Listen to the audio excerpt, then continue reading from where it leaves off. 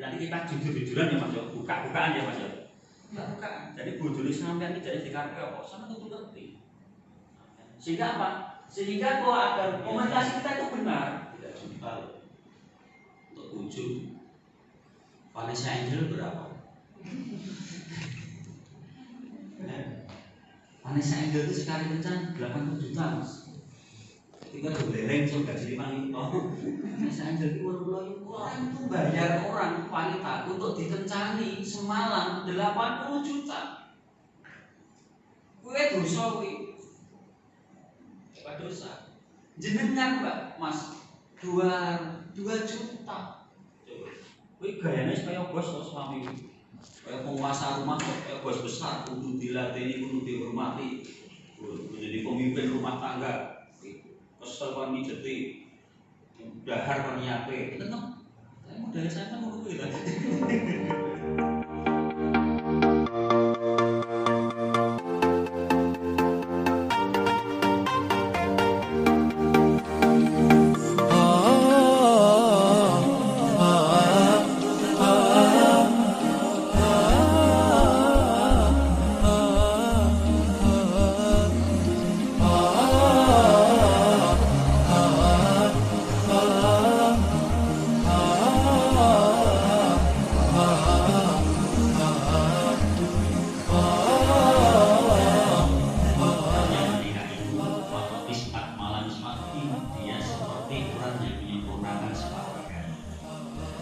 Jadi kalau adik-adik ini menikah kok bener, caranya bener, sesuai aturan agama, negara, niatnya bagus, tujuannya bagus, saya jamin panjenengan ini sudah punya tiket ke surga.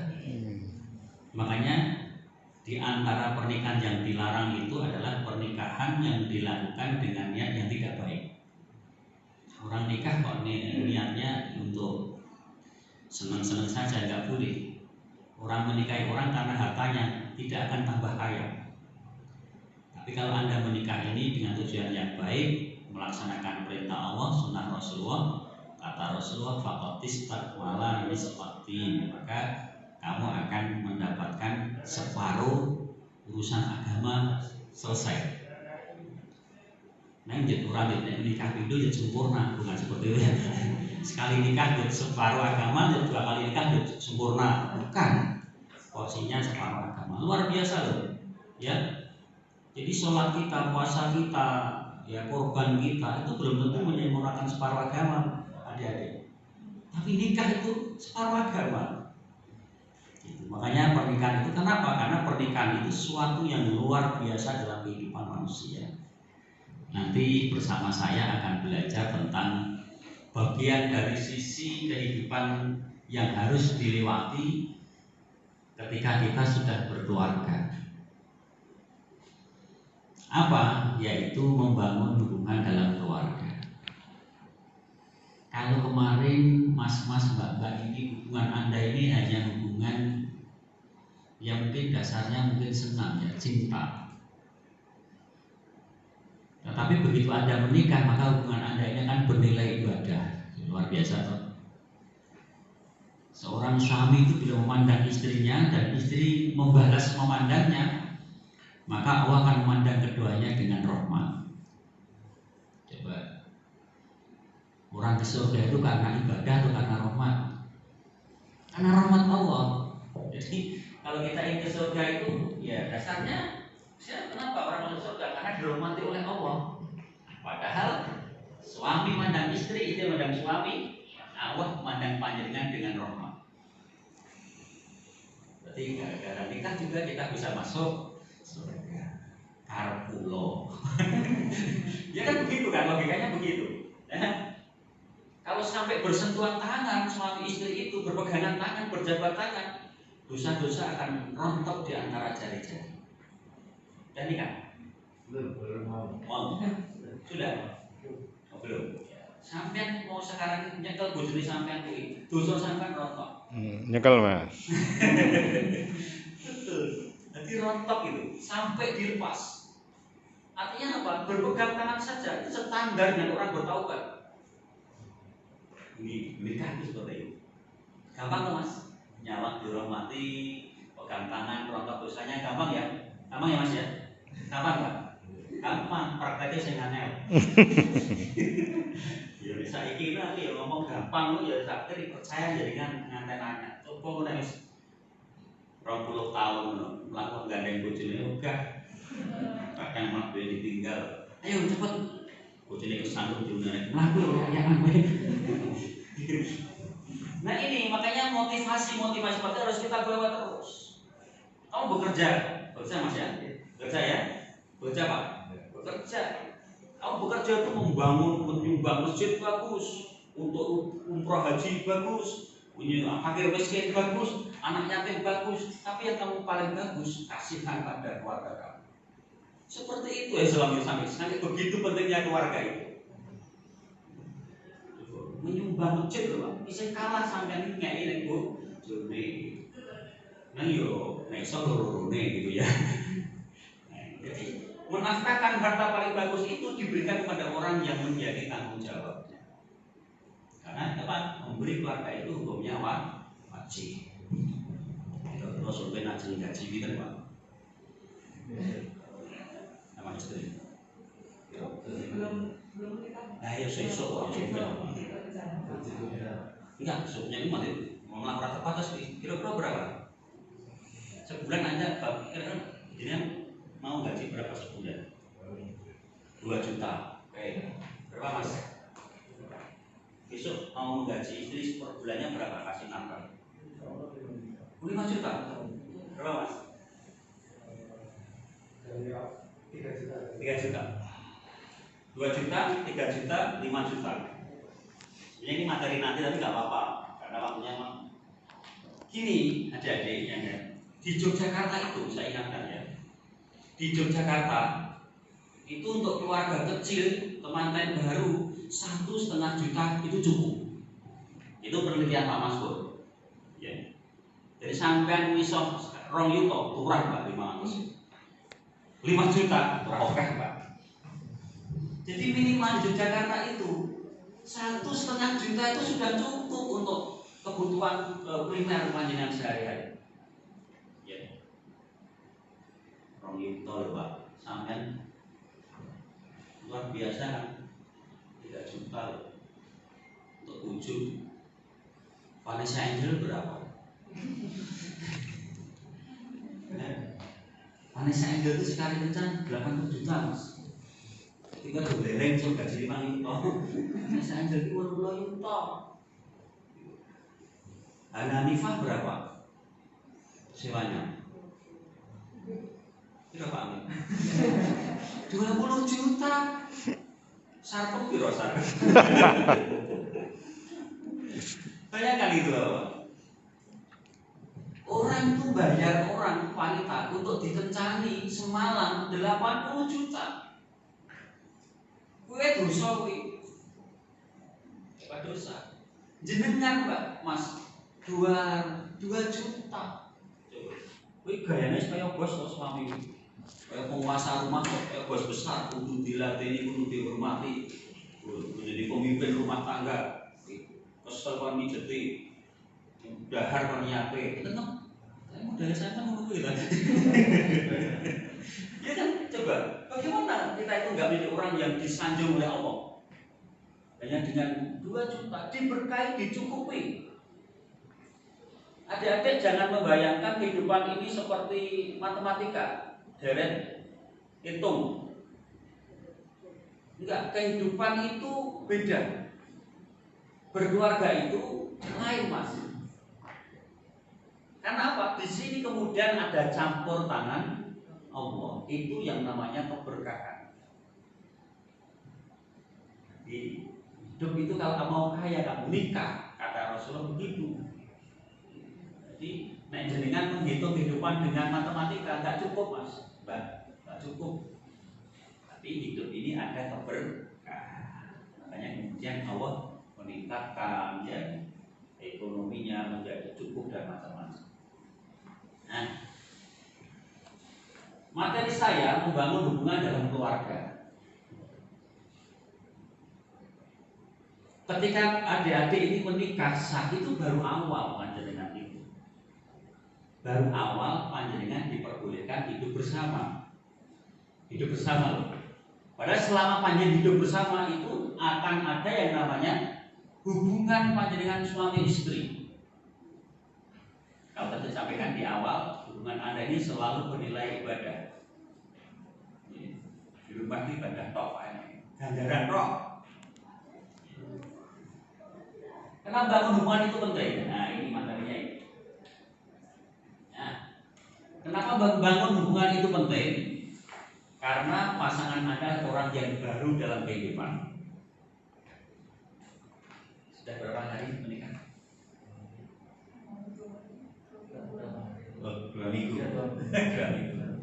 Berapa tahun kenalan, Mbak? Ketemu pacaran? 2,5 tahun. Teman kuliah? Teman kerja? Oke, 2,5 tahun. Berapa bulan ketemu, Mas? 2 tahun. Di mana ketemunya? Di jalan. Di rumah. Kamu asalnya mana? Sosro Wijaya. Jadi kan? Namanya Mas itu? Mas Ihsan. Mas Ihsan Indonesia sudah keliling kemana aja, Mas? Belum kemana-mana dulu sudah ke Bali Lombok. Wah, coba udah kembali Lombok. Ketemu lagi yang kira. Biasa sampai. Ya, harus sadar ternyata jantung orang luar biasa loh, Mbak. Wis teko Bali, teko Lombok atau Ndi. Nah kok sing dipilih wong Lira Brajan, karena jenengan tuh bagi dia luar biasa. Berarti Mas Irsan itu udah nyanyi sewu kutha wis tak lewati, sewu ati tak takoni. Ya ketemu dia nang Lira Brajan. Luar biasa ya. Dari mana asalnya, Mas? Dari Bali. Wah, ini kamu? Asia. Gimana ketemu? Luar biasa. Kamu dikira di Bali gak banyak pada kaki? Tanya. Coba kan kok yang dipilih kamu? Karena kamu orang luar biasa bagi Mas. Mas saya. Mas dari mana asalnya, Mas? Kuncen. Kamu? Kuncen. Pendo ya. Tidak apa-apa. Ini Bali dapat orang Kuncen dapat. Dari mana, Mas? Manggilano. Ketemu boleh kita saya. Nah, kenapa kok kemudian tadi macam-macam latar belakang? Karena panjenengan pasangan adulan yang luar biasa. Pertama orang baru yang dibuat panjenengan dari Bali, dari Sakam. Walaupun tetangga kan juga orang baru, Mas. Jangan dikira kehidupan rumah tangganya istri sama, beda. Magelang, Jogja, beda. Kita dipanggil pasangan Anda itu orang yang baru dan pasangan Anda itu punya sejarah masa lalu, punya cara hidup yang berbeda. Padahal kamu dituntut untuk kemudian bagaimana Anda bisa hidup bersama dalam perbedaan budaya bahkan kebiasaan. Ini kan bukan sesuatu yang ringan, itu waktu panjang. Makanya biasanya untuk menjawab bagaimana menyelesaikan orang yang baru dalam kehidupan kita itu agar bersama itu butuh waktu antara 2 sampai 5 tahun. Anda 2-5 tahun itu baru mengenal betul pasangan panjenengan. Ketok aslinya tenang. Saya kira ya ketok apa? Anda akan tahu sebenarnya. Dan kalau Anda sudah fase itu Anda lewati, insya Allah Anda akan masuk fase namanya sakinah mawaddah. Tetapi waktu yang 2-5 tahun itu dengan bimbing dengan Pak Mastur nanti bisa kita selesaikan dalam waktu tidak lebih dari setengah jam. Nanti ada akan saya ajak bagaimana kita akan membongkar hati pasangan panjenengan. Anda membongkar bukan saya. Nanti kita jujur-jujuran ya Mas, buka-bukaan ya Mas. Buka. Jadi bojone sampean iki jadi dikarepe apa? Sama kudu ngerti. Sehingga apa? Sehingga kalau agar komunikasi kita itu benar. Kenapa komunikasi itu salah karena kita nggak paham sebenarnya. Orang komunikasi itu lebih kepada dirinya, kepentingannya, bukan bahasa pasangan kita. Anda udah merasa aku kejadian ini ya wis apik, sudah berusaha sebaiknya, tapi yang kamu lakukan itu tidak sesuai dengan apa yang ada dalam pasangan panjenengan. Ini contoh. Kedua, komunikasi itu seperti dokter memberikan resep. Seorang dokter kan resep itu harus pas dosisnya, ukurannya. Jadi beda kita berkomunikasi, berbicara waktu kita kumpul santai-santai lihat TV sama pasangannya, dengan saat kemudian kita berada di pesta, oh itu harus beda cara bicara kita. Apalagi dengan bahasa-bahasa yang pas. Ini tak ingatkan, kebanyakan kesalahan komunikasi pasangan itu karena dia merasa power lebih tinggi dari orang yang dia teman bicaranya. Siapa? Pasangan kita. Tidak boleh mas sampean ngomong aku ini kok ini keluarga. Nah, itu sudah kesombongan suami. Wah nuwi. Banyak kesombongan istri yo kadang sombong mbak Wiwi. Kowe durang ngrasake wong wedok yo ganggu pirang-pirang. Kesombongan seorang perempuan itu pahalane tak nuwi. Ada mas seorang pinter, dokter, dia ahli agama, rumah tangganya hancur. Karena apa? Dia tidak pandai berkomunikasi dengan pasangan. Bahasanya dia bahasanya sangat tinggi, bukan menurut bahasa istrinya yang hanya ibu rumah tangga.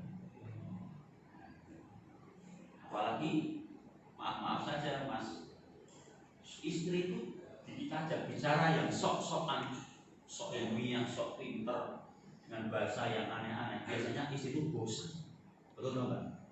Istri itu pengen panjang komunikasi yang nyaman, yang santai. Pak Masur ini contoh, saya kalau pulang kantor, yang pertama kali saya lakukan sebelum saya berkomunikasi, maka saya akan berganti pakaian dulu. Saya akan lepas sepatu saya akan lepas baju kerja saya ini, saya akan lepas atribut-atribut saya ini, dan saya akan berganti pakaian di rumah. Karena apa? Begitu saya di rumah, saya bukan lagi seorang Kementerian Agama, saya bukan lagi seorang ustaz. Di rumah saya adalah teman bagi istri saya. Maka saya akan berusaha bagaimana penampilan saya itu senyaman mungkin, itu tidak mengganggu komunikasi saya dengan pasangan. Itu contoh. Kamu boleh mas di luar bebas mas, jadi juragan kamu, gimana katanya? Di Bali. Kamu boleh bisa jadi orang hebat sana. Kantor kamu jadi orang hebat, tapi di rumah tetap kamu adalah temannya istri. Contoh begitu. Kerja di mana mas? Konsultan. Nah, apalagi kamu boleh jadi konsultan, kamu boleh hebat kamu di luar, tapi di rumah kamu adalah temannya istri. Kamu nggak boleh menyamakan persoalan kamu di kantor dengan di rumah. Beda sekali. Kerja di mana mas? Magelang. Di itu. Boleh kamu di luar kamu nggak menjadi orang hebat, tapi di rumah kamu adalah teman bagi istri. Termasuk istri, boleh kamu di mana-mana menjadi orang hebat, tapi di rumah kamu adalah temannya semua. Nggak boleh kita bawa cara komunikasi kita berbeda. Komunikasi kita berbeda, perlakuan kita terhadap orang yang ngajak komunikasi kita berbeda. Untung kita orang sipil, polisi, tentara, para bojone seragam, istrinya bilang minum pak, siap, makan pak, siap. Ini kan mengganggu ini. Padahal perempuan itu ingin bahasa yang sederhana, sederhana tapi romantis. Teman begitu inginnya. Kalau sampai terakhir ini, sampai kita terakhir loh ini. Ini sedilo di WA ini loh pak. Wah ini indah tuh bahasanya. Indah padahal adik-adik, kamu itu berkata baik dengan pasangan itu, kamu sodako itu. Berkata baik jangan dengan pasangan, dengan orang lain. Kita berkata baik dengan orang, itu adalah kamu itu lebih baik daripada kamu sodako atau kamu hero men sodako ya.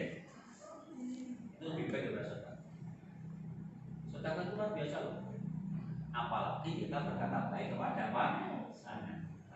Itu loh maksud saya. Oke.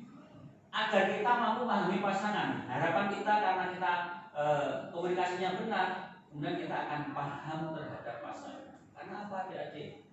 Karena komunikasi suami istri tidak cukup hanya bahasa verbal saja, ya. Tapi bahasa non verbal, bahasa tubuh itu mempengaruhi. Oh, itu salah. Enggak. Pergi. Oh iya.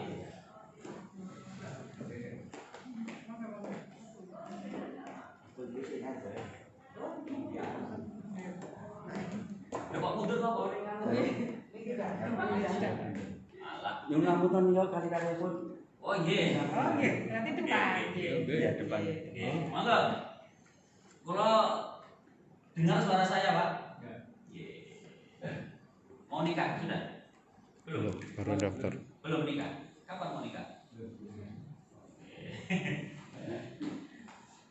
Sampai hijau ya sampai. Oke, semangat Pak. Ya. Kalau Pak ya, terusan.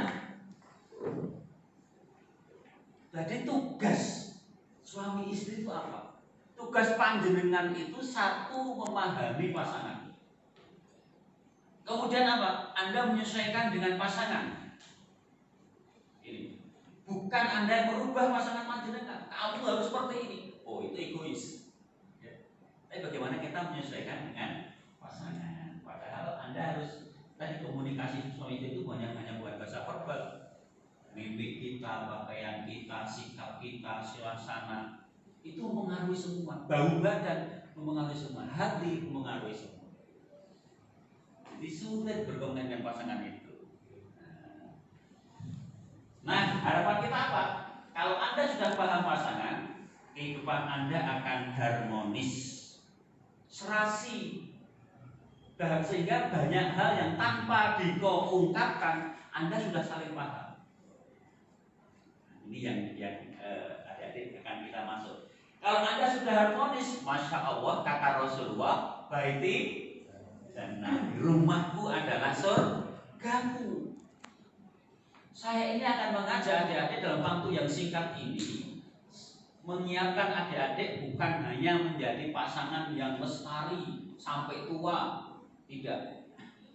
Saya ingin mengajak adik-adik ini nanti untuk sedikit bermimpi agar adik-adik itu keluarganya seperti yang dicita-citakan Rasulullah, rumahku adalah surga. Pengen Mbak rumahnya seperti surga? Pengen sekali. Pengen masuk? Pengen sekali. Siapa yang tidak pengen? Surga itu hanya di surga, ya di akhirat. Dan ini yang berkata Rasulullah. Rasulullah itu nggak ngarang. Rasulullah pernah ke surga waktu di Mi'raj kan tahu surga itu kayak apa. Nah, mengatakan rumahku seperti surga.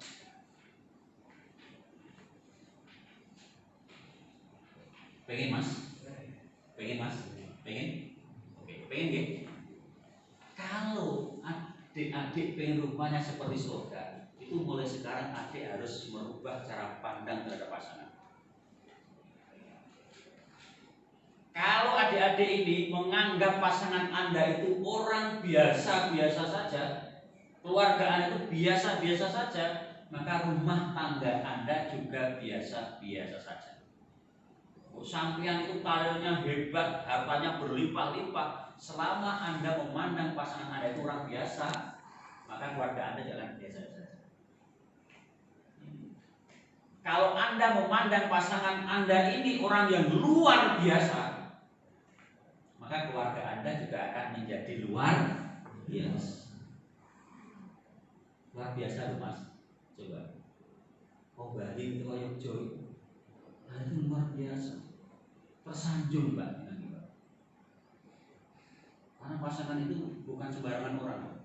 Anda itu orang apa? Ya. Anda itu pengen nikah, pengen mendapatkan pasangan, sudah mencari berpuluh-puluh tahun. Anda diberi oleh Tuhan pasangan yang Anda pilih, Anda cintai. Bahagia gak mas? Kurang apa Tuhan pada kita? Kan begitu ya. Padahal mungkin maaf loh ini, mungkin Mungkin Anda ini, pasangan Anda ini Anda dapatkan setelah panjenengan itu menyeleksi lebih dari 1.000 orang. Wah, hati-hati loh Bang. 1.000 orang diseleksi, mencari, mencoba membangun orang yang cocok di hatinya, sesuai dengan keinginannya, yang diharapkan mencintai dengan tulus, membahagiakan. Bertemulah kamu dengan pasangannya. Maka pasangan Anda menjadi suatu orang yang luar biasa. Perkara cedak adoh itu kan takdir Tuhan ya Mas. Tapi kan Anda luar biasa. Pasangan kita itu luar biasa. Itu pasangan, apalagi kalau Anda sudah berkeluarga nanti, Anda sudah menikah satu rumah, pasangan Anda akan lebih luar biasa. Coba bayangkan, siapa orang yang menerima kita melebihi keluarga? Tidak ada. Teman, sahabat, teman kerja, teman sekolah, tetangga, mereka itu menerima kita karena ada alasannya. Kamu menerima teman karena dia baik, dia suka membantu, dia nggak suka marah, dia murah, suka meraktir, dia pinter, dia bersih, dia pengertian. Itu kamu diterima karena kamu seperti itu. Dan kalau alasan itu hilang dari kamu akan ditinggalkan. Itu orang lain. Tapi keluarga nggak seperti itu. Keluarga itu menerima kita itu apa adanya. Kamu mau pinter, mau nggak pinter, kamu mau pas dapat punya uang, mau tidak punya uang, kamu pas sehat, pas sakit, kamu dalam keadaan rapi, dalam keadaan compang-camping, mengeluh, keluarga kita itu menerima kita apa adanya. Dan itu tidak tergantikan. Tidak tergantikan. Makanya kalau ada orang yang mengkhianati keluarga itu, menurut saya bodoh sekali dia itu. Coba Mas, lalu saya kalau Ahad pagi, saya punya kebiasaan sepeda, goes sama istri. Di bojo jak pipitan Mas, ora masak terus. Yo wedok iki yo bojoke diseneng-senengke yo Mas yo. Istrinya aja goes, rekreasi, jalan-jalan, jajan ngono. Jangan ngurusi omah, isah-isah, unggah-unggah, olah-olah, ngurusi bocah terkait sekolah, ngerasai omah. Wih bidadari ya. Suatu saat diajak dia senang-senang. Nah, saya tuh suatu saat sepedaan sama istri sampai Jetes itu Mas, Jetes ini. Saya itu depan saya ada seorang bapak dengan sepeda besar jelek, mengoncengkan anaknya, yang satu di depan, yang satu di belakang. Secara lahiriah kelihatan bapaknya itu bukan orang kaya. Penampilannya, cara pakaiannya sekilas Mas dengan saya ini. Kemudian sepedanya itu kayaknya dia orang pas-pasan. Saya berhenti sama itu, Man, bentar, lihat ini. Bahaya sekali mereka ya. Bapak yang mungkin kehidupan ekonominya pas-pasan, dia naik sepedanya juga enggak. Sepeda kamu sudah lipat yang macam-macam polikon, enggak, ya sepeda tua itu. Dia goncengkan anaknya juga. Bahagia sekali. Saya tanya sama istri saya, kira-kira nek anaknya kayak kon melaku gelem ora? Milih bapaknya atau milih saya? Jadi saya mesti milih bapaknya Pak. Nah itulah. Keluarga itu seperti itu. Kita tuh kayak apa keadaan kita? Keluarga kita pasti akan jadi pilihan utama. Ini seperti itu Mas. Sampai di Bali itu ada artis, jadi kan ada orang yang hebat, yang luar biasa. Kamu pergi didoakan, pulang diladeni, tidur ditemani, apa pengorbanan? Ya Bu, pokoknya masa ini orang paling ganteng sedunia. Gitu? Nah, ini masih standar keluarga biasa. Tapi kalau adik-adik rumah tangga yang luar biasa lagi, seperti surga, maka mulai sekarang saya harapkan mas-mas suami-suami ini harus berani menyatakan bahwa istri Anda adalah bidadari. Manira Mas. Mani. Ini masalah kualitas rumah tangga kamu loh. Berani bidadari. Anda sudah bernyatakan bahwa istri Tuhan luar biasa, bahkan dia adalah bidadari. Rumah kok ada bidadari? Sebagai surga enggak? Sama itu bidadari, Mbak. Tak ingatkan. Oh ya sing senggodo, bidadari dirawat badannya, makan diatur, 4 sehat 5 sempurna, istirahat cukup, nggak boleh stres, banyak senyum, perlu olahraga, gimana deh? Kalau perlu minum jamu, kalian singset, rapat wangi, ramuan Madura, awet muda, itu bidadari, gimana deh? Bidadari kok esok mantuk sering menggugui ngantuk, nyang bibi gawarannya minyak. Jangan Anda itu bidadari loh. Saya itu menggugah hati jenengan tuh loh, Mbak.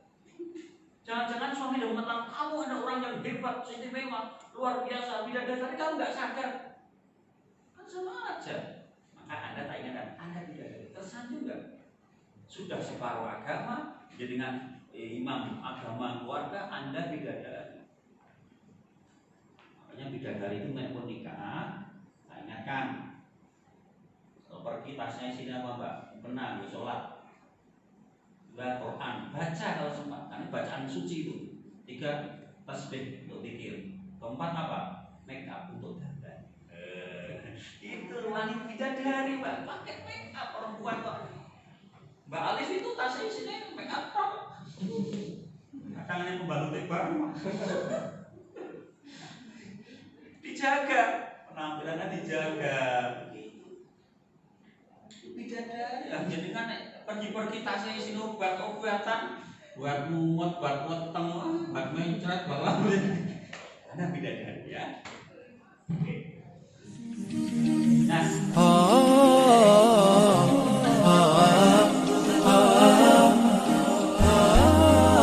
terima kasih telah mengunjungi dan menyimak video sampai selesai. Semoga menjadi tambahan